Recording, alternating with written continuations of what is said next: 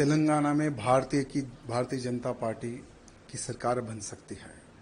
लेकिन तेलंगाना में भारतीय जनता पार्टी की सरकार तभी बनेगी जब हर वो कार्यकर्ता, हर वो नेता सही तरह से काम करेगा। जब कोई बड़े पद का जब चयन होने का जब समय आता है, जब तेलंगाना राज्य के प्रेसिडेंट का डिक्लेरेशन का जब समय आता है, तो कम से कम पार्टी यहाँ नहीं सोचती कि हमें कैसा प्रेसिडेंट बनाना चाहिए। हम बार बार यही बोल रहे थे कि भाई बूथ कार्यकर्ता से लेकर अधिकारी तक चर्चा होनी चाहिए। चर्चा होने के बाद में हमें एक ऐसा प्रेसिडेंट चाहिए जो एग्रेसिव हो। यहाँ तेलंगाना में हिंदू मुस्लिम भाई भाई वाली राजनीति नहीं चलती है। तेलंगाना में सिर्फ हिंदुइज्म चलता है। मेरे जिले को टारगेट करना, मुझे टारगेट करना, आखिर कितने साल तक मैं सहूं इनका जुल्म।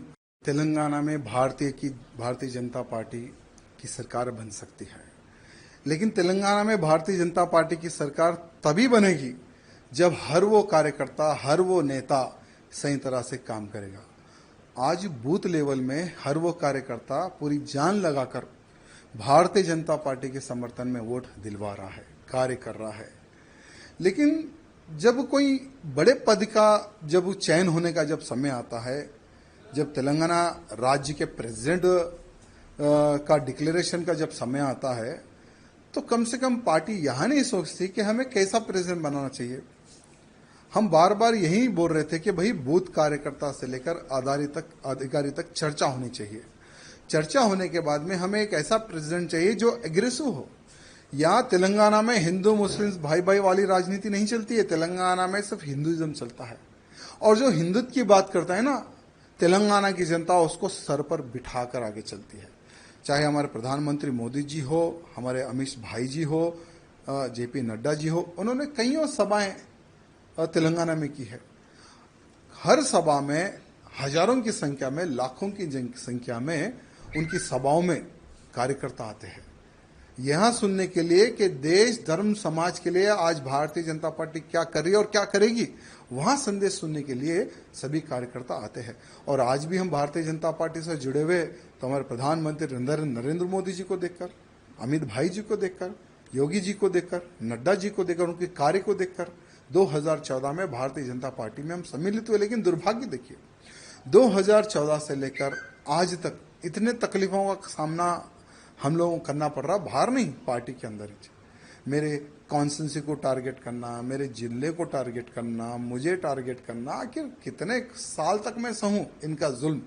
आज देखिए, जब पार्टी प्रेसिडेंट के नॉमिनेशन का आप जो सो नोटिफिकेशन आप डिक्लेयर करते हैं, जब हम जाते हैं भाई हम भी प्रेसिडेंट के लिए हम पूछना चाहते हैं, तो लगभग जो 10 लोगों का जो साइन चाहिए वो 10 के 10 लोगों को डरा के भगा देते हैं। यानी ऑलरेडी ये लोग जो डिसाइड कर लिए उसको हम प्रेसिडेंट बनाएंगे, ऐसा ये लोग डिसाइड कर लिए। हम क्या चाहते हैं? तेलंगाना की जनता प्रधानमंत्री मोदी जी के मार्गदर्शन पर चलने को तैयार है, अमित शाह जी के मार्गदर्शन पर चलने को तैयार है। योगी आदित्यनाथ जी को एक आइडल मारती है जनता यहाँ की। लेकिन दुर्भाग्य क्या है, हम ऐसे काम करेंगे जो प्रेसिडेंट कोई काम ही ना करे, कोई निर्णय ना ले। हम जो बोले प्रेसिडेंट वही काम करेगा, उठो बोलो तो उठो, बैठो बैठो बैठो। ऐसा ही प्रेसिडेंट का अगर आप चयन करेंगे तो कोई कार्यकर्ता पार्टी में काम नहीं करेगा। हमारा भी दम घुट रहा है, इसलिए हमने राम राम किया है आज पार्टी को। लेकिन एक बात है, भले हम बीजेपी पार्टी में रहो या ना रहो, लेकिन मोदी जी के, योगी जी के, अमित भाई जी के हम कट्टर समर्थक रहेंगे। और बिना पार्टी में रहे हम मोदी जी के कार्यों को, अमित शाह जी के कार्यों को, योगी जी के कार्यों का हम प्रचार करते रहेंगे, भले हम पार्टी में रहो या ना रहो। ये कार्यकर्ताओं की डिमांड है।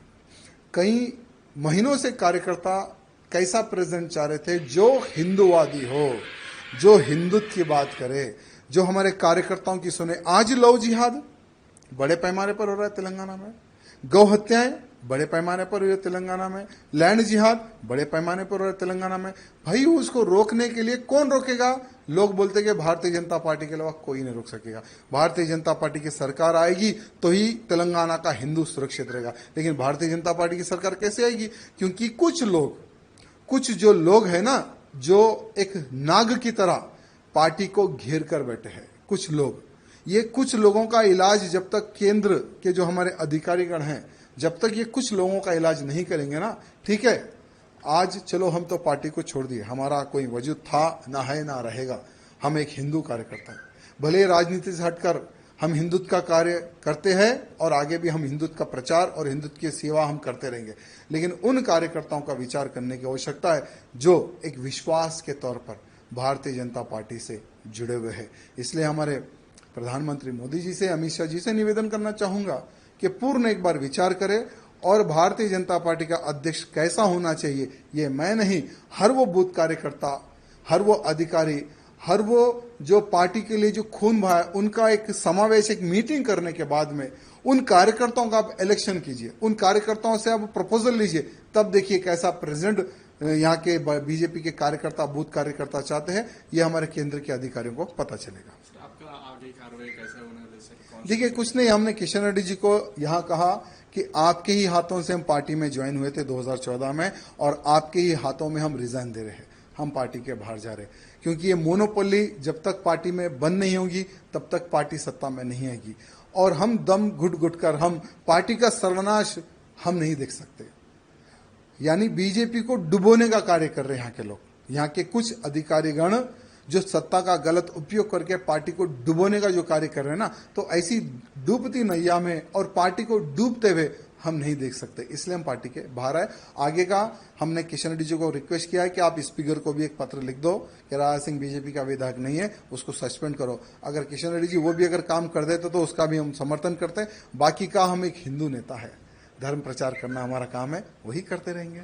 सर, आप इतने साल से पार्टी में रहे, 3 बार आपने बीजेपी में जीते और आपकी और पार्टी वर्कर्स को क्या बोलना चाह रहे सर? मेरे पार्टी के कार्यकर्ताओं से यही निवेदन करना चाहूंगा, ठीक है ये मेरा व्यक्तिगत निर्णय था, क्योंकि हर इंसान कुछ सालों तक जुल्म सह सकता है, लेकिन कंटिन्यू जुल्म सहे उतनी शक्ति मेरे पास नहीं है। लेकिन आप लोग पार्टी में रहिए, पार्टी की सेवा करते रहिए, आज नहीं तो कल आपके अच्छे दिन आएंगे।